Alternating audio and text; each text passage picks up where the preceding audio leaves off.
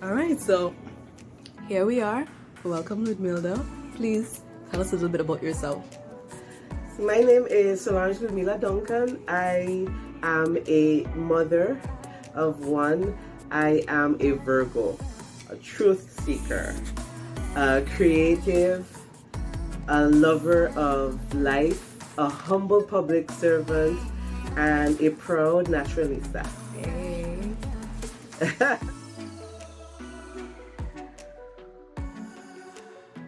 You have had quite an experience growing up with hair. Tell me a little bit about it. What was it like for you? So I always love to take care of my hair. I love healthy hair. So I always had a really good relationship with my hair. I took care of her, and but I remember feeling differently in high school. I felt like I wasn't being my authentic self. However, you know, 13 years old back in the 90s, St. Martin, there was no one walking around, barely anyone walking around with their natural hair. So sometimes I would stop relaxing my hair for months at a time, but then I would walk around looking a little crazy, and there was no one to guide me. You know, the movement didn't start as yet, and so it took me, you know, over 10 years once the movement started to say, hey, yes, I can be my authentic self, cut off all of my relaxed hair, big chopped. I was not one to grow it out slowly. I was like, let's go, let's do it. And then I embraced my natural hair and what I believe was my authentic self, and I've been natural for a really long time. Honestly, it's almost 15 years, actually. Yeah. Yeah. So wait, you were saying that you would grow out your hair at different periods of time, right? But looking at the state that your hair was in and not having the support that you would have had if you started now, did you hate your hair as a result? Was it frustrating for you, or did you still had a love for it? I always loved my hair, so even and I would take care of it because I believed that you know, it was a part of me that I should take care of. So I washed my own hair. I would you know, curl it myself, take care of it as much as I could have. When I went to college, I even had almost like a little mini salon in my apartment, and I would actually do other people's hair as well. Because I love hair so much. So I've always had a very loving relationship with my hair. I try to listen to her as much as possible and let her do her thing, give her the space to be her, and just kind of embrace who she is. Yes. Nice. So, having had that experience with your hair and loving hair so much and interacting with other women with their natural hair, what is the wildest thing you've ever done with your hair? The wildest thing, which might not be wild for some women, but was dyeing it bleach blonde. What? Yeah, I mean, I don't know what I was trying. I guess I just wanted to, I don't know, to get a little wild. So it was cut really short. It was maybe my second big chop, because I've had multiples. Now this is another one that I'm growing out. And I bleached it blonde. And honestly, that lasted for a few months. I realized that my hair was damaged, of course, over processed, and I said, okay, I did it, never again. Never again, and then it's gone.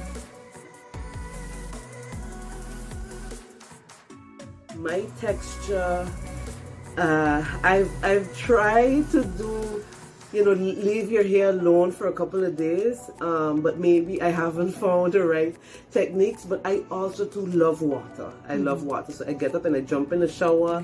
And I love it. So every day, every morning, I wet my hair. So that's me.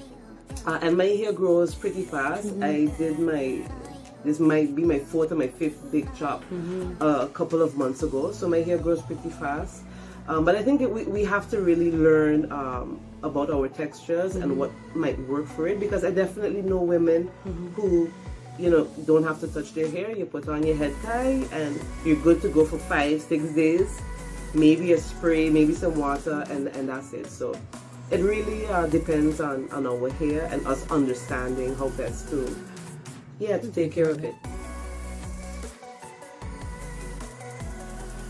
Talking to someone earlier, and there is, I don't know if it's a misconception, where you have some women saying things like, well, I would like to, you know, comb my hair a certain way in its natural state, but I don't know if it's a child-like looking hairstyle, and I'm a grown woman, that type of thing. Or on the other hand, you have people saying things like, if I have my hair natural and it's loose, it will take forever to take care of it. Yeah. What are your thoughts on that? I get a struggle. I get it, because it is a struggle for us to find this balance, because, you know, so we feel one way about our hair. Society tells us another thing, and then sometimes indeed it is a lot to manage at times. It can be a lot to manage, right?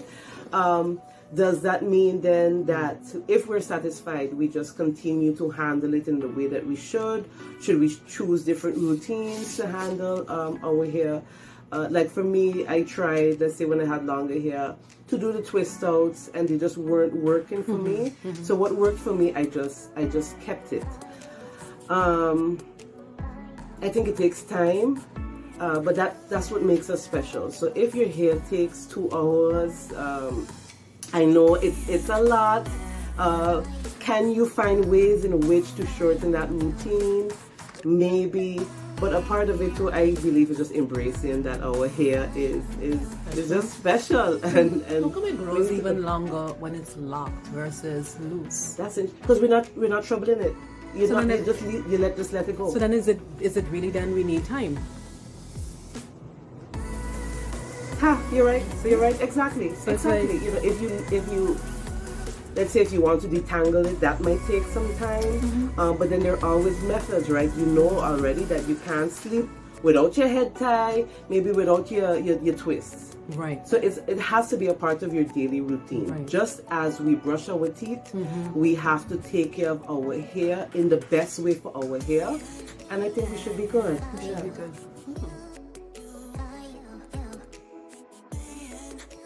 I want to go back to the whole weave and everything like that. And I'm looking at it because it's like, I remember one conversation that I had and somebody was like, is that yours? And then it's a matter of, well, I bought it versus I grow it, right? So you do have women who, of course, use braids, use extra hair to do what they have to do. But my thing is, I'm wondering if we use hair as a crutch in terms of self-esteem or self-acceptance.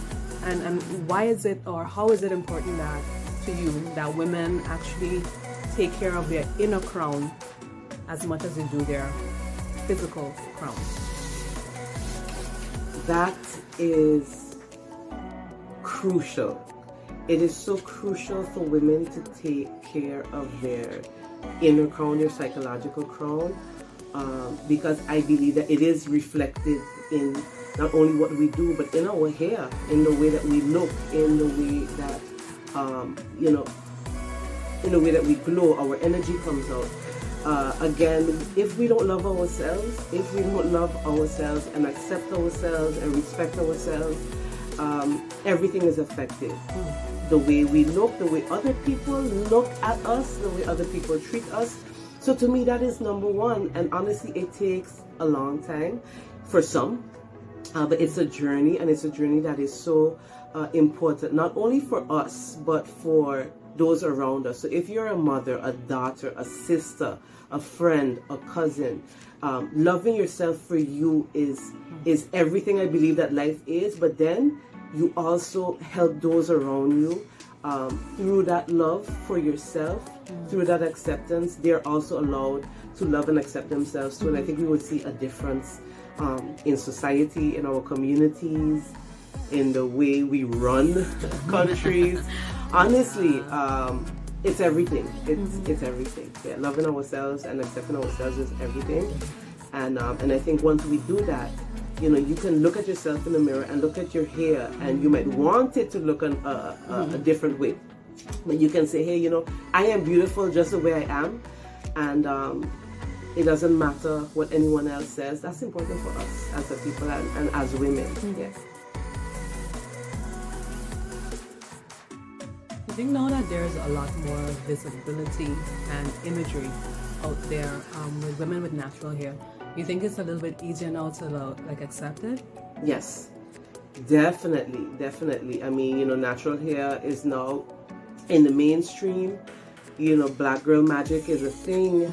It's another thing. It's you know, it's everything. Right. And like I said, when I was 13, I was looking around and I couldn't find anybody. And my 13-year-old niece, and I asked her, I remember when she turned 12, I said, you know, when I was 12, I relaxed my hair. That's what everybody did. Are you going to relax your hair? No, Auntie Mila, why would I? You know, she loves her curls. She does amazing things with her hair. She does. And so I am so happy that this movement took place, and now it is like life, and it is the standard, and it's normal. That we are seeing our girls, ourselves, for who they really are, and that they embrace that. And yeah, it's amazing. It's amazing thing. And on one hand, you have girls that are doing fabulous things with their hair. Yes. Your niece, every time she comes in the class, is like, And what style she got now? What hairstyle she got now?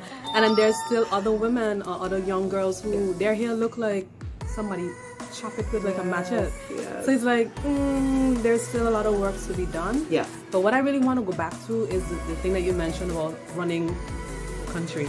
And I want to come back to that because it's like, I want to know if there's still issues in the workplace regarding natural hair.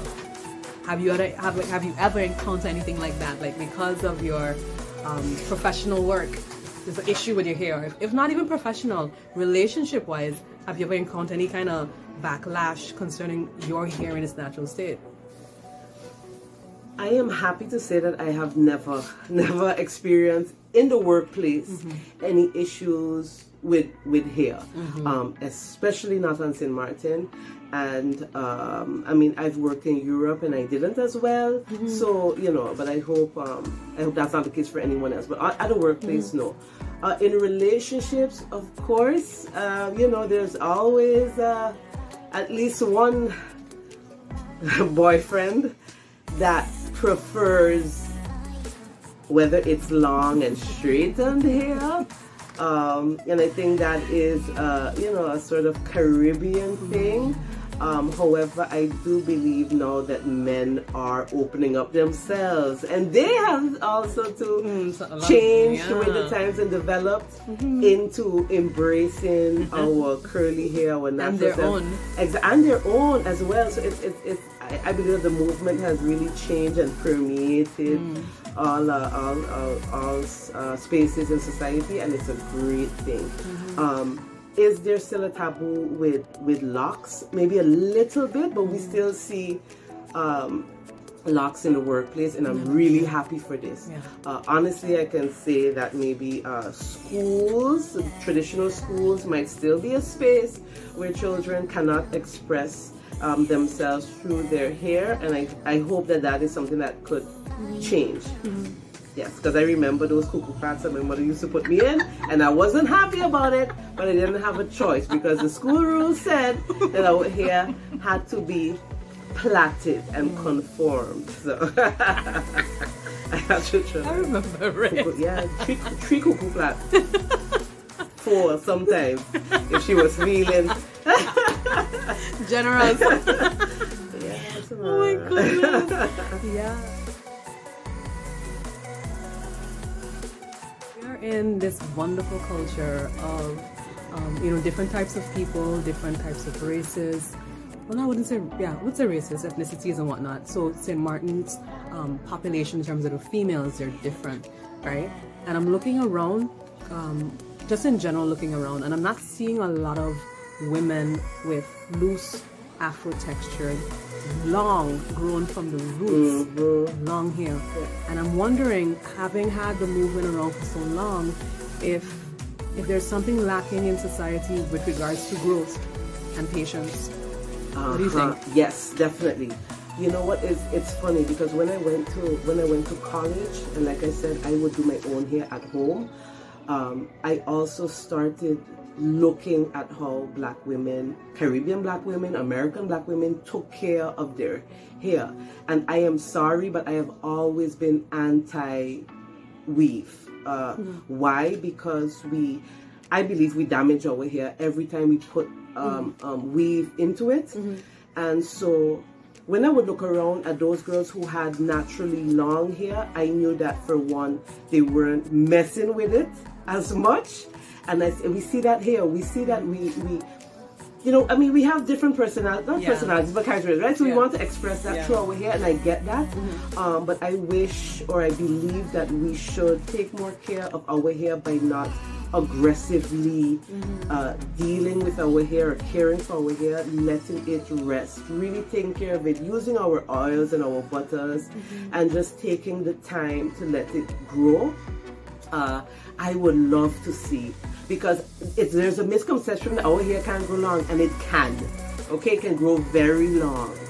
We just need to take a step back and let it do its thing and love it. Honestly, just like a child, like love our hair and let her grow and give her the space to grow, and not like prod her and, you know, throw all kind of chemicals in her and harass her all the time. Let her grow, and you'll see how long and beautiful she will grow. So it's always been something for me. And what I think we need to see is awareness. So I would love to host, I think maybe we should host some workshops on how to take care of black hair, because if it's healthy, it will grow. If it is struggling to grow because of, you know, a number of different things, then we won't see it grow as long as it can. And so I would love to see some workshops and awareness on hair growth. Yeah. I'm looking at now, and I'm looking at your journey, and I'm like wondering, is there anything that your hair has taught you about being a woman? Is there a connection to that? Like, what have you learned in terms of womanhood and hair? So definitely a couple of things. One, that I think my hair both it defines me, but it doesn't define me at the same time. You know, so I'm not a woman because I'm not a woman because of my hair. But I love my hair. I love when it grows out really long. I also love when it's short and it's easy to manage because I'm also busy. Femininity shouldn't be attached to hair. That is something that I learned. But I feel like we should, the more we love our own hair, the more we learn to love ourselves and accept ourselves. And I think for women that is extremely important, because we often seek validation outside of ourselves. And my hair has taught me to just love it. You know, looking at your hair, Rochelle, like I can't do what you just do. What do I do? My twist outs will look terrible because of the texture of my hair. Right. So, but you know, it's like, okay, Mila, hey, it's also, you just get up, go, you know, a co-wash and you're good to go. And I've accepted my hair and I love it for what it is. Right. And I also appreciate everyone else's hair and texture. So for me, it's been an amazing journey coming to terms with who I am and loving myself through my hair. Yeah. We talk about childhood, we talk about, you know, teenage, adulthood, workplace, and going up there in age or not going up there in age. These little light skin things that appear on your head, and they're still considered hair, and you have gray hair here and there. And what's going on with that? Is that something to embrace as well, or like, let's go color that sucker until we are ready? What do you think about that part of the journey now?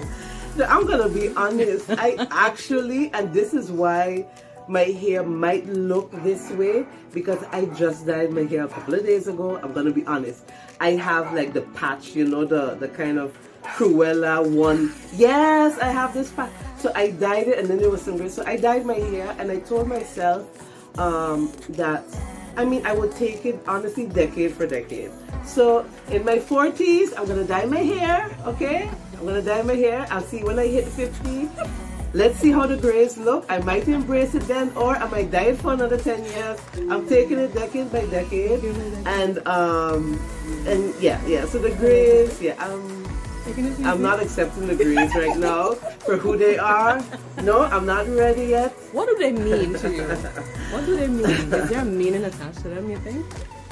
Okay, well, so I have literally had to tell myself that they do mean wisdom, right? As in addition to age, my grays do mean wisdom. That I have gone through life. I have not only survived, but I've thrived, and my grays remind me of that. So that's how I package them. That didn't mean I love it. So we are stretching International Women's Day into an entire month, and I want to know, is there any like final words, any message that you want to leave with women of the world? Well, I have to say first of all that, especially for women on St. Martin, but women all around the world, that you have to remember that you are everything that you have to be, that you should love yourself. I love you. I admire you. Each and every woman in each and every space. And I want you to love yourself. I have had to learn. I have really had to learn to love myself, to accept myself for who I am, and to see me, and then to embrace who I am, my quirks and all, and to realize that I was put here for a reason, and that reason, you know, is to help others. So I would love for you to be the same way, to remember how special you are, and that the world needs you. The world needs you and your gifts. So please remember that. Love yourself. I love you. Remember that you don't need anyone else's validation but yourself. You rock. And happy Women's Week turned into they turned into month, year. You know, 2022 is our year. 2022 is our year. So happy Women's Day.